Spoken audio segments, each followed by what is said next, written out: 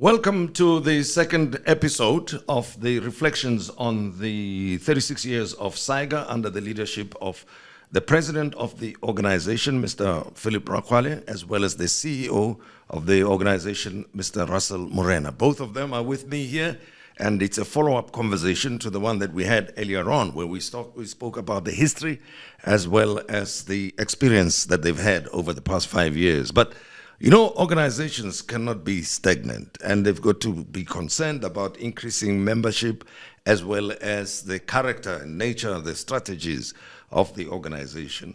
Now, what do you think at a personal level? I don't know who wants to go first on this one. At a personal level, you think the impact that you've had on the growth and reputation of the organization? Who's going first? You, President? Yes. The President always.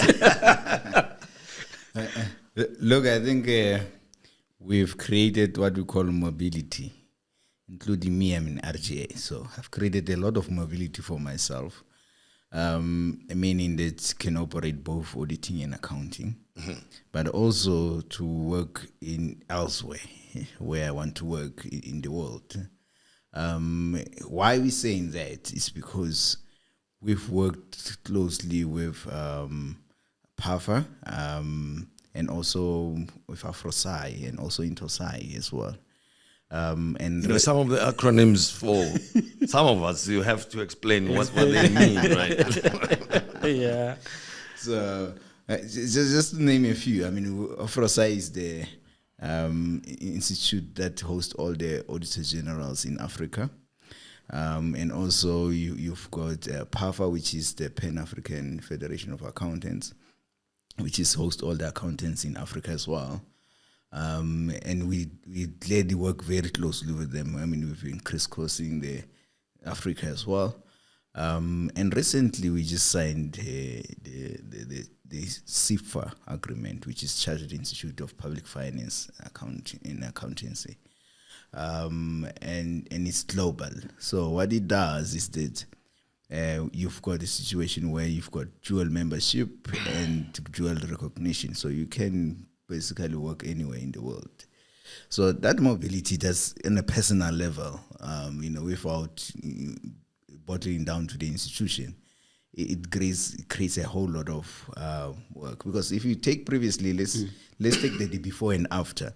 Before, you were just a registered government auditor, and your career was in the Auditor General. You will start your career and die in the Auditor General, like many of others. So now you can work anywhere. You can be an accountant, auditor anywhere, not here only, but in the world, but any other institution in the public sector, which was not previously. So our guys really have done very well out there. Some have even established their own auditing firms that we've accredited. So they run their own businesses and firms. So and also we have academics that we've also have brought forward that have went to universities, worked in universities and things like that. So at a personal level, it has taken care of what the generational wealth and what we always talk about. And also the other thing as well is that you are seen as an expert when you go out there in the public sector. People listen to you, take you seriously than what we had before. So that's the kind of real, tangible impact that we've made out there in terms of general members. Yeah. You want to add to that? Yes, I think what I want to add is also elements about the future as well, in terms of what we have started doing, which is going to contribute towards the future. You know, some of the things that we do now, we may not see the benefits of those things now, but there is something that is going to be enjoyed by other people later on. So, for example, as well, the SAIGA accreditation with the IRBA, which is the regulator of audit in South Africa, it's a very key element for us, because we started working on the IRBA process 3 years ago. This is the one that is also going to open many doors for RGAs in South Africa, especially the ones that are having their own firms. So once we complete this IRBA process, now those people with the firms can now sign off those external audit reports and so on, which is one area that, including globally, as to what Mr. President was talking about, it's also going to create opportunity for many RGAs to even want to start their own firms. So that's what we want. So we are seeing a SAIGA that is not only looking at the individuals, but also looking at creating opportunities for auditing firms and accounting firms. That's exactly where we're going. And also the other element which I want to add as well is the element that what I've seen in the past 5 years is that collaboration is very important. People always say that if you want to go far, go with others. So if we were alone, I do not think we'll even having some of milestones or key highlights for the past 5 years. But because we collaborate with many organizations that are relevant towards the goal that we want to achieve, that is what is key, I think. Sure. Now, organizations also talk about strategies and so on, but sustainability is very important, right? I wonder how you go about putting together the strategy and the sustainability elements, funding and all those things. Are there any activities that you are involved in to make sure that you run a sustainable organization? Thank you, Bratim, for such a wonderful question, because this one is the key to everything else. It's the glue that puts everything together. Because we can have an organization but not be sustainable. So one of the repositioning of the organization, going back to what C has mentioned in terms of collaboration, we have started collaborating with the cities, which is changing the funding model altogether, and also making an real impact out there in the public sector. We've moved away from dependent on membership. So whether, it's very important that obviously members become in good standing and things like that. But we are at a point that we can make it as cheap as 20 rand to join SAIGA, because we are at a point now that we actually move towards funding that we work from with the cities. And moving quickly in terms of what do we do with the cities is to make sure that, for example, let's take one, which is LG City. We're turning around dysfunctional municipalities. So we go out there and make sure that those dysfunctional municipalities function, and we deploy our own firms in terms of that. What it does to us is that only that we do an impact in real life, but also that we also get funding that makes the organization sustainable. So our preoccupation right now is capacity building in the public sector. That's where the funding is underpinned, and make sure that strategy-wise, the organization actually moves faster in terms of that. Sponsorships, yes, we get sponsorship for our events and things like that, but that's insignificant in comparison to the capacity building program. So that's what preoccupies us, and it's a revolution in how professional bodies are run out there internationally. So professional bodies are no longer preoccupied about how many numbers they have as members and who pays and who doesn't pay.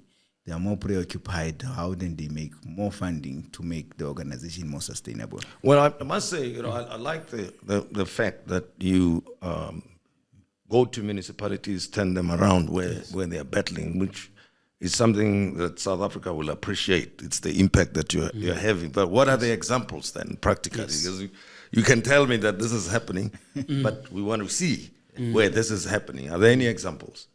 No, true. I think what is to add on what the president has mentioned is it's more of to say that we want to see that the only way to sustain SAIGA is to see impact in the work that we do. Yeah. And the work that we do in the public sector. So for an example, with the Adopt Municipality program, which is just mentioned, there are about 66 dysfunctional municipalities. Obviously, finance-wise, there are no enough resources to assist all of them. So we then had to look for partnership and support to then start with a few, which then is the 11 that we're going to start with nationally to assist them, ensuring that we have the right professionals to go out there, understand the issues, and then come up with those solutions to solve. And our approach is simple. We are not consultants. We are not a private organization. We are an NPO that was formed to make an impact. So we go there to make an impact. After 2 years or when this project ends, there has to be a continuity and impact in those municipalities, meaning that the officials or the people that will be capacitated should be able to continue to deliver their work on their own. That's what we want to see. So that's the difference that we want to see. We don't want to see what is being said in the media, that the public sector's got many, many, like they say, high expense of consultants. Exactly. So if you have high expense of consultants, then consultant comes to do the work and then they go, then who's going to continue doing the work? So the impact that we want to make is that when we leave, the officials or the people there, they should be able to continue. So that's one. And then we also have other projects whereby we work with the firms as well. So there are many firms that are recognized by us, whereby these firms they work with the future professionals. So we get the graduates that are unemployed. We contribute towards unemployment hugely. We get these unemployed graduates. We allocate them or we pair them with the firms that are doing work in the public sector space, and then to then impart that knowledge and skills to those trainees. And there, we creating a pool of people that any government institution can then now go and then have them and hire them to sort out the issues which are there. So specifically, they are being brought in to focus in public sector. So if we do that, we are certain that it's going to have more impact than ever, because we take someone who's young, unemployed, eager to start this profession, and then we make them available for them anyone in the market to then hire them. Sure. Thanks. Now, let's reflect a little bit on what you've been able to do up to now, and look at the journey that you are on at this time. What should we look out for going forward, or some of the issues that we may not have touched in this conversation that you think need a little bit of highlighting? All right. I think there's a lot to look out for.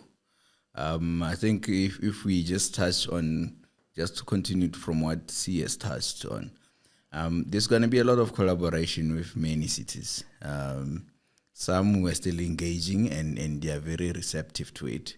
And we're touching across all industries. So that's the nice thing about what we do, is that it's not only that we're going to look at local government, but it's certain industries. For example, we've got an agreement of transport, CETA, which I can plainly talk about. And we know that transport sector has got lots of problems, right? So you talk about taxi industry, you talk about your Praza, you talk about USA. So in that, we've got an agreement of them, and that they're able to accredit our firms and then support them in terms of trainees and scheme as well. And in terms of that, how then we help them in return? They have a lot of service providers out there that they do work on their behalf. So we'll be able to go to those service providers and help them as well. Mm-hmm. But also on their sector work, so where they need to put work, for example, if you want to professionalize the taxi industry, then that's where we assist them in terms of how then we train those people, how then do we help them to be able to run a business in a professional manner. So there's just a few of them. So there's a whole lot of work that we can attach. across all the industries to be able to do that. But just to touch a few as well, like you mentioned, there's a lot that also is coming up in terms of African professionalization initiatives, which is professionalizing all the auditors generals in Africa. It's been also taken up in terms of globally as well. So we're working with the institution that hosts all the auditor generals in Africa, which is AfroSai. So we'll be going from country to country in order to professionalize the auditor generals. There. So some might not know, but there's dire situation some of the auditor generals in the world. But the other thing as well, which is very important, I think, is that there's a performance audit designation, and also there will be a qualification in future alongside of our partners in the UK, which is the only qualification in performance audit in the world. And that has ever happened. So those are the things that just few that I can mention. There's many others that we can touch on, but in terms of at the center of professionalization of the public sector, we are at the core of it, and we're not just talking talk shop, but I think in terms of influencing also the framework of what professionalization of public sector is, we're at the core of it, and we've got a framework already that is out. All right, as we conclude our conversation, let's look at the initiatives that members should look out for going forward, and also highlight in the 4th annual SAIGA conference. Let's update that, as well as conclude by talking about other initiatives, CEO. No, thank you. Yeah, so in terms of there are 3 biggest events that are still coming this year. Firstly, we spoke in the last episode about the conference happening from 12 to 13 September, so at Empress Palace. So we're looking forward to have more people there. And in addition to that, there is we going to have annual SAIGA awards differently this year. We are being supported by Sun Meropa Casino in Polokwane. The awards are going to be hosted there, the awards and gala dinner. We also have many partners that are going to support us, JT29 Management Services, and also other of our partners that we worked with previously that have shown interest. Like we also, there's like CAP Consulting. There's an organization, a firm called Polela, and there's also, we also should not forget the bank that has, the financial institution that has always been supporting us, which is Investec. They've been working with us even this year during our March audit and financing. They were there. So it's an institution that has been collaborating with us, loving the work that we do, that having an impact. So that's the event coming in November. In fact, the date is the 23rd of November. So it's going to be in Polokwane at Meropa Casino. And then also MGRS. MGRS it's also a firm, accounting and audit firm, that has been supporting us as well. Recently, we had, in fact, last week we had Women in Leadership a session where we had 100% women there talking about women challenges, issues, and opportunities for women businesses to get funding and so on. So the last event of the year that we're also looking forward, it's going to take place on the 15th of November. There we are in partnership, so hence we talk about collaboration. We are going to collaborate with the IIASA, which is the Institute of Internal Auditors.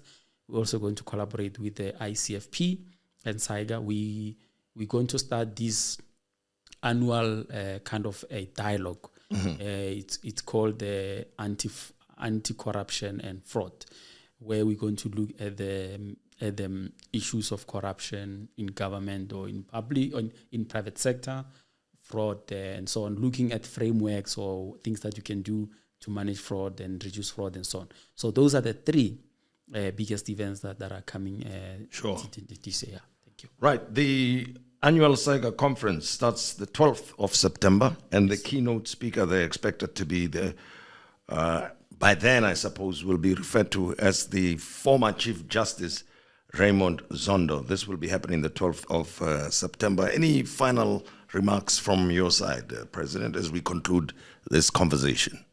No, thank you, Tim. I think the conference is the fourth one, so we've done very well in the past 5 years, as you might say. Yeah.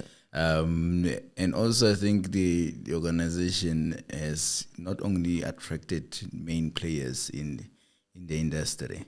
This is the second Chief Justice, by the way, former Chief Justice that who could be hosting. So you're pulling out the big guns somehow. You might Yes. you're heavyweights. Yeah, so it talks to the credibility of the organization. Because, I mean, these are people that will look at any institution with a close eye in terms of that. So there's a lot of collaborations coming our way. And also, I think the other thing that we forgot to mention is that we've got an academy, public sector accounting and auditing academy that we have, which is Prestable A, which is also doing fantastic work in terms of training out there. And it's an organization that I think is will be a key focus for us going forward to make sure that it also grows. Sure. And let alone it's an institution on its own. It's just that we own it 100%. Okay. It's got its own board and everything like that. But it's an institution that's really, it's a commercial arm of the organization. So in terms of going back to your question of sustainability, this organization is going to grow. It's going to outlive all of us, if I might say so. And I think we've set in the path that it's an organization that will also be public sector leader. Sure. As an organization, actually. Well, let me wish you well, gentlemen. And I hope you achieve most of your dreams and goals. And Russel, briefly? Yes, no, thank you. And I wanted to, I think it will be injustice if I don't really appreciate and really recognize the support that we've also received during our local government summit, which was the first time that we launched this year as well. The Eastern Cape Provincial Treasury, they supported us at that summit as well, whereby we introduced it as a annual activity to look at the ways to assist our local government municipalities. So this year we held it. It was held in East London. So if it wasn't because of the Eastern Cape Provincial Treasury, I think we'll have had some chance. Like many things went wrong, but they supported us there, and it's important that we recognize. So I think earlier on I spoke about collaborations. So it's very, very important that we also recognize them. Thank you.